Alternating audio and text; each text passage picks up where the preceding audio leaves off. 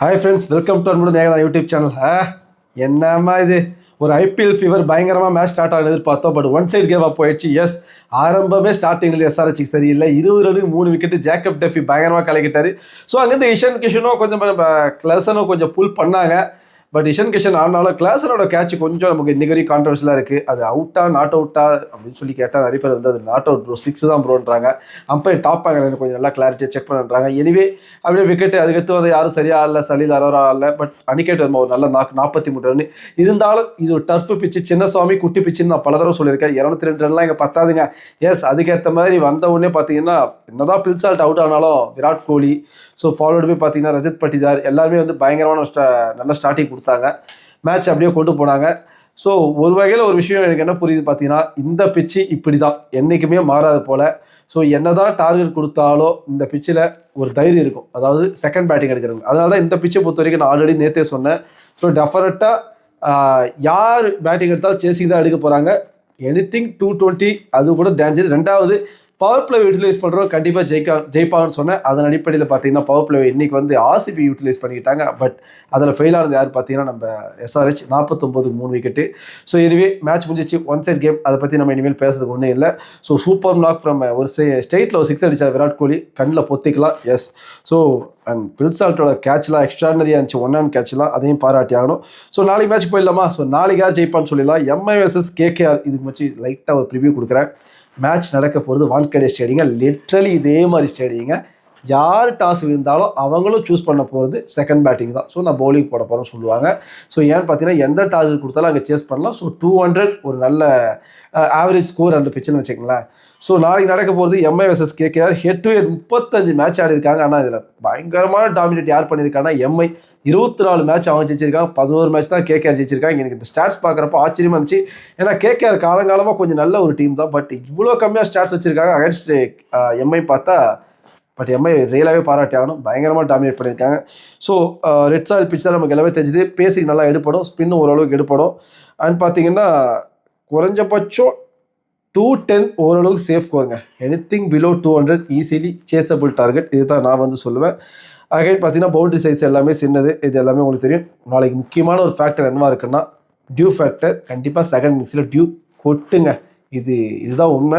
So again என்னுடைய ஃபைனலாக பார்த்தீங்கன்னா பிளேயிங் லெவன் சொல்லிடுறேன். கேகேஆரோட பிளேயிங் லெவன் பார்த்தீங்கன்னா கண்டிப்பாக எனக்கு வந்து டிம் சைஃபன் சொல்கிறாங்க, இல்லை ஃபின்னால தான் ஓப்பன் பண்ண போகாது. ஸோ எப்படி சர்ப்ரைஸ்லாம் கிடையாது, ஆஸ் யூஷுவல் நமக்கு தெரிஞ்சது தான். நம்ம சுனில் நரேன் தான் போயிட்டு ஓப்பன் பண்ண போகிறாரு. And 1 down Ajinkya Rahane captain, 2 down Cameron Green வர போகிறாரு. அண்ட் அக்ரின் ரகுவன்சி வர போகிறாரு. ரிங்கு சிங், ரமன்தீப் சிங், அனுகுல் ராய், ஆகாஷ்தீப், வைபவ் அரோரா, வருண் சக்கரவர்த்தி. ஸோ இதுதாங்க பிளேயிங் லெவன். இதில் எந்த ஒரு மாற்றம் இருக்காது. ஸோ எனக்கு தெரிஞ்சு மனிஷ் பாண்டே இல்லை ரோமன் பவல் இவங்களை யாராவது தான் வந்து இதுவும் இம்பாக்ட் பிளேயரை கொண்டு வருவாங்க. மனிஷ் பாண்டே கொடுத்த வாய்ப்பு போகுதுன்னு எனக்கு தோணுது. உங்கள் மைண்ட் தாட்டி தோணுதுன்னா சொல்லுங்கள். ஸோ அகைன் பார்த்தீங்கன்னா எம்ஐ பக்கம் போயிடுவோம். எம்ஐ கடப்பார டீம்னு எல்லாருமே சொல்லிட்டு இருக்காங்க, எல்லாருக்குமே தெரியும். ஃபென்டன் டேகாக் ஓப்பன் பண்ண போகிறாரு. So Rohit Sharma along with team open பண்ண போகிறாரு. And 1 down Tilak Varma, 2 down எல்லாருக்குமே தெரியும் ஸ்கை. அண்ட் வில் ஜாக்ஸ் நாளைக்கு கண்டிப்பாக விளையாட. நிறைய பேர் சொல்கிறாங்க இல்லை வில் ஜாக்ஸ் வாய்ப்பு கொடுத்து கஷ்டம் அப்படின்றாங்க. இல்லை, வில் ஜாக்ஸ் கொடுப்பாங்க, ஏன்னா அவர் ஸ்பின்னும் போடுவார். And Hardik Pandya, Namandhir, Deepak Chahar, Mitchell Santner. CSK தான் வேஸ்ட் பண்ணிச்சு, அவர் சரியாக யூஸ் பண்ணாமல். டெஃபினட்டாக எம்ஐ யூஸ் பண்ணுவாங்க, இதில் 100% கான்ஃபிடென்ட் எனக்கு இருக்குது. ஸோ ட்ரெண்ட் போல், ஜஸ்பிரீத் பும்ரா, அதேமாதிரி பார்த்தீங்கன்னா ஜஸ்பிரீத் பும்ரா, அதேமாதிரி பார்த்தீங்கன்னா ஸோ இம்பாக்ட் பிளேயர் வந்து மொயாக் மார்கண்டே. லாஸ்ட் டைம் அவர் தான் வந்து யூஸ் பண்ணியிருந்தாங்க. ஸோ இதுதான் வந்து நடக்க போகுது. டெஃபினட்டாக இந்த பிளேயிங் லெவலில் எந்த ஒரு கன்ஃபியூஷன் இல்லை. ஏன்னா லாஸ்ட் இயர் மாதிரி எம்ஐக்கு டீம் எதுவும் பெருசாக சேஞ்ச் ஆகலை. அதன் அடிப்படையில் தான் என்னால் ஸ்ட்ராங்காக இந்த பிளேயிங் லெவன் சொல்ல முடியுது. ஸோ நாளைக்கு யாருக்கு எட்ஜ் இருக்குன்னு பார்த்தீங்கன்னா, அதாவது 2 பேர் கம்பேர் பண்ணுறப்ப பவுலிங் லைனை பார்த்தீங்கன்னா எனக்கு தெரிஞ்சு பேட்டிங் பேஸில் பார்த்தீங்கன்னா மும்பையோட கை அதிகமாக ஓங்கியிருக்கு. ஏன்னா பும்ரா ஒரு பக்கம், போல்ட் ஒரு பக்கம், தீபக் சாகர் ஒரு பக்கம். பட் ஸ்பின்னு வரும்போது பார்த்தீங்கன்னா இங்கே நரேன், வருண் சக்கரவர்த்தி, அங்கே சாட்னர், வில் ஜாக்ஸ் ஓரளவுக்கு பார்த்தீங்கன்னா கேகேஆரோட கை ஓங்கியிருக்கு. ஸோ இந்த இடத்துல பேஸ் பவுலிங் சரி ஸ்பின்னு ரெண்டுமே எடுப்படும். இருந்தாலும் எட்ஜ் பார்த்தீங்கன்னா எம்ஐக்கு தான் இருக்கும். ஏன்னா எம்ஐயோட ஹோம் கிரவுண்டு, அவங்க நல்லாவே தெரியுது எப்படி விளையாடுன்னு சொல்லிட்டு. ஸோ நேற்று நான் சொன்ன ஆர்சிபி ஜெயிச்சிட்டாங்க. But Rohit Sharma will play crucial ரோல்னு. பட் ஜேக்கப் டெஃபி விளையாட்டு போயிட்டாரு, நல்லா பவுல் பண்ணிட்டு போயிட்டாரு. ஸோ நாளைக்கு வந்து எனக்கு தெரிஞ்சு அகைன் பும்ரா ட்ரெண்ட் போல்ட் 2 பேருமே நல்லா க்ரூசியல் ரோல் பண்ணுவாங்க.